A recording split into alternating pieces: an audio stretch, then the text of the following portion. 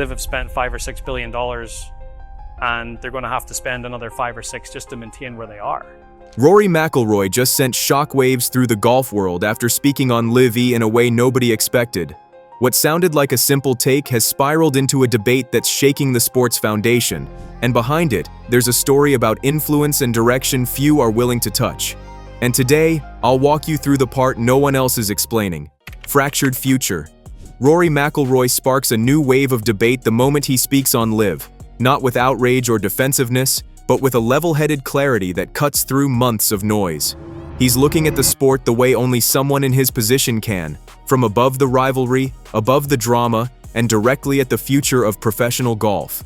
With what's happened over the last few years, it's just going to be very difficult to be able to do that because, you know, as someone that supports the PGA Tour and supports the traditional structure of men's professional golf, we have to realize we were trying to deal with people that were acting in some ways irrationally. The core of his stance lands immediately. A unified game is better for everyone: fans, players, sponsors, even the history books.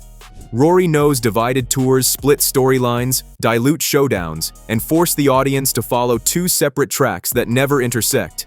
He uses boxing as the cautionary tale for a reason. Fragmentation there didn't just create multiple champions, it created permanent confusion. And that, he believes, is the future golf risks if this divide hardens. But Rory's realism goes deeper. He openly acknowledges the financial imbalance shaping every conversation around reunification. LIV's spending model, massive contracts, escalating guarantees, and little traditional return, doesn't mirror any long-term sports structure we've seen before. Rory isn't judging the players who joined, he's evaluating the system that funds the entire experiment.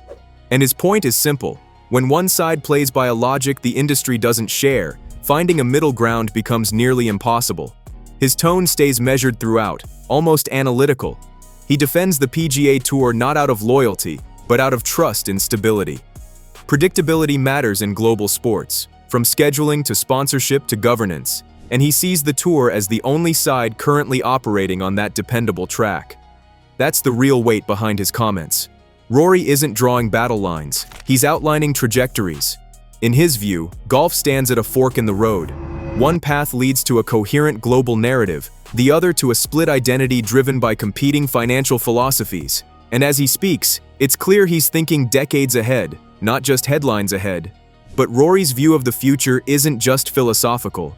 When he steps away from the rivalry and into the engine room of the sport, a different picture emerges, one driven by ownership, structure, and long-term planning. Investment awakening. Rory Mcilroy enters the business side of golf with a clarity most people still misjudge. They assume his confidence with capital suddenly appears because the LIV era forced him to understand money. That reading misses the entire point. Rory isn't reacting to modern golf. He's been preparing for this moment long before LIV was even an idea in a boardroom. You know, Roger's made some great investments in things over the last few years, and you know, he's really leveraged his brand and where he sits in the global sports ecosystem to make a difference in those investments. And I've been lucky enough to spend a bit of time with him and his manager Tony, and you know, we really love what they're doing. While other players scramble to decode the economics behind the split, Rory already operates with the mindset of someone studying ownership years in advance. He sees the sport not just as competition, but as an ecosystem that needs structure, governance, and long-term strategy. 6 or 7 years ago, he and Sean O'Flaherty launched Symphony Ventures, and it immediately separated him from the usual athlete-investor blueprint. This wasn't a vanity fund where he rubber stamps pitches and poses for photos. Rory is in the meetings, absorbing how capital flows, how companies scale, and how infrastructure gets built. He isn't chasing trends, he's laying groundwork. That approach pays off at Quail Hollow during a Pro-Am pairing with Jeff Rhodes of TPG.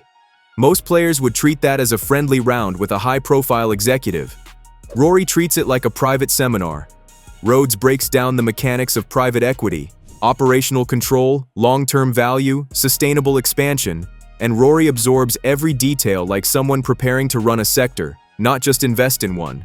That's why his portfolio looks nothing like the usual athlete checklist. No chain restaurants, no casual apparel lines, no scattershot seed investments. Instead, he targets platforms that actually shape the future of sports: performance tech, health systems, operational software, scalable infrastructure. He's not collecting brands, he's building pillars. So when Symphony Ventures merges into TPG to create TPG Sports, it doesn't feel like a reaction to anything happening now. It feels like the natural continuation of a plan he's been crafting in plain sight, while the rest of the sport argues about loyalty and paychecks. And that's the shift people are finally beginning to understand.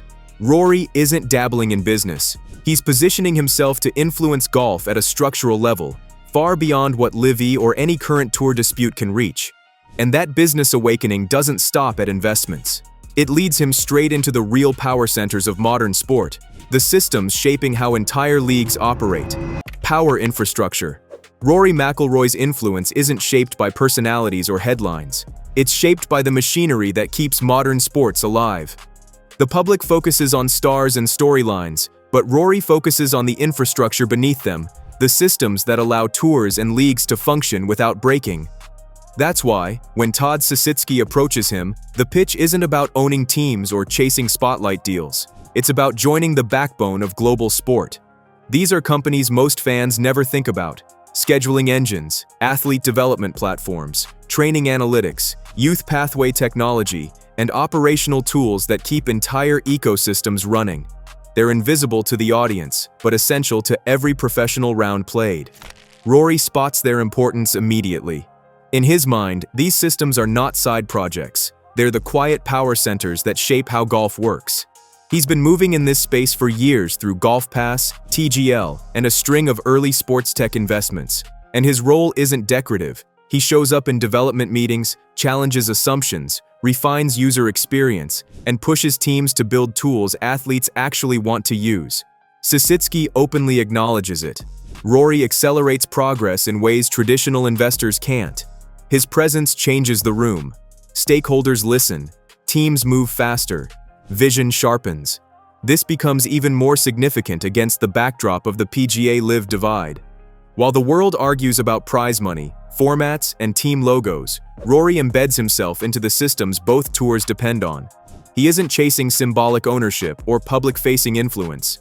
He's securing leverage over the infrastructure that will quietly dictate how professional golf operates long after today's debates fade. All of that groundwork explains why Rory talks about his next phase with such unusual clarity. It's not an ending. It's a shift he's been preparing for in real time. Transition years. Rory Mcilroy doesn't dress up this phase of his career. He calls them his transition years, with a level of honesty you rarely hear from an active superstar. No dramatics, no sentimental framing, just a clear assessment from someone fully aware of where he stands and how much time he has left at the peak. For a player long defined by early dominance, the simplicity of that admission hits harder than any emotional speech. Yeah, I would say the one that I've, I mean, there's been a lot. You know, I think when I set up my own company back in 2013, my business partner Sean spoke to Maverick Carter and LeBron and that team, because we were really trying to set up something like what the structure like LeBron has. But then once you start to talk to other athletes, the one that really stands out to me that I think has done a really good job in protecting his brand and sort of making a smooth transition to that second part of his career is Roger Federer. But he's not signaling decline. Rory spells out that he expects to compete at a world-class level for another 5 to 10 years, a meaningful window in a sport where experience sharpens the edge rather than dulls it. His fire is intact. The mindset shifts only in the sense that he's planning forward instead of reacting to the moment. What separates him is how early and how intentionally he builds the next chapter.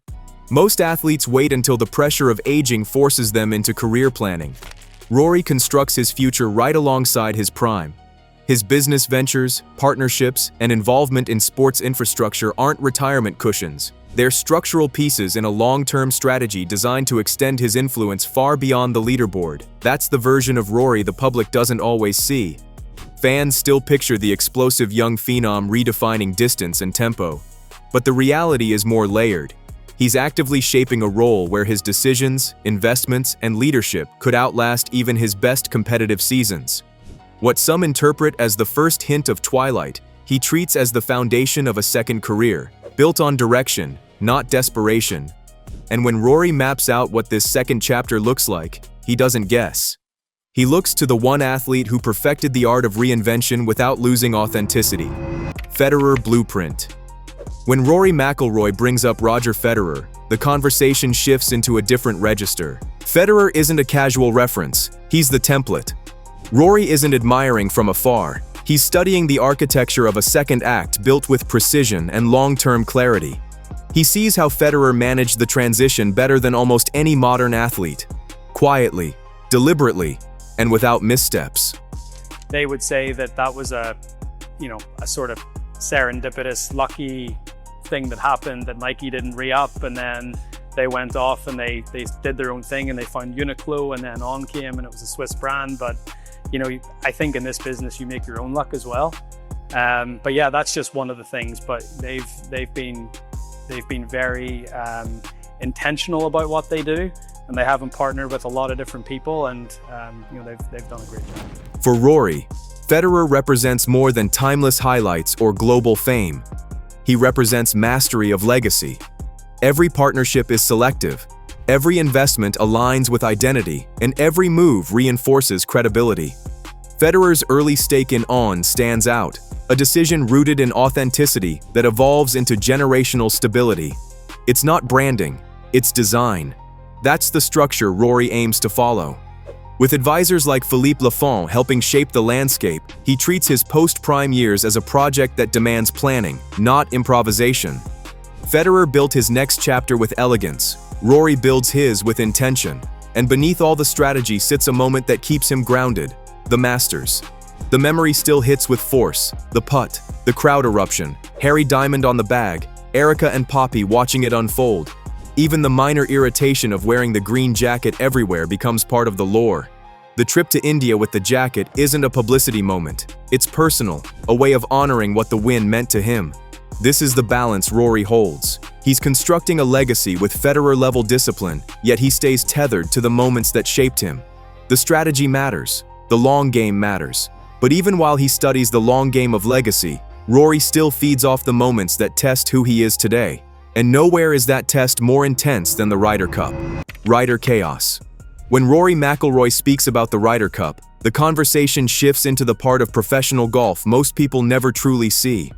The event isn't governed by the usual etiquette or quiet rhythms of tournament golf. It runs on volatility, momentum swings, emotional spikes, and a level of theatrical pressure that rewrites the atmosphere entirely. Rory describes it with the precision of someone who has lived inside that storm. One moment, you're the hero. The next, you're the target.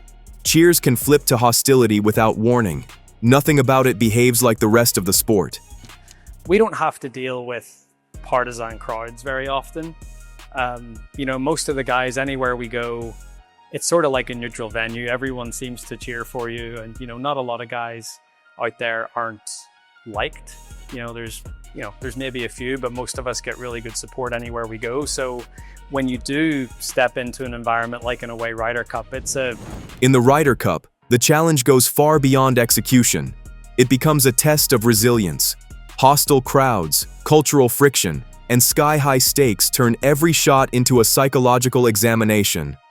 Viral controversies and heated exchanges don't rattle Rory. He reads them as evidence that the event still carries real emotional weight. The noise doesn't derail him, it sharpens the edge. To Rory, the Ryder Cup is more than competition. It's a crucible. It forces leadership, demands clarity in chaotic conditions, and reinforces identity in a sport built on calm exteriors. Instead of diminishing him, it amplifies the depth of his competitive drive, revealing a version of himself that regular tour events rarely expose. So when Rory Mcilroy reveals the truth about LIV Golf, the PGA Tour, and the future, it isn't gossip, it's a warning. He's not playing for trophies anymore. He's building an empire. And everyone else? They're just hoping to keep up. So, keep an eye on this channel and hit that subscribe button so you don't miss out on any updates. The next twist is just around the corner.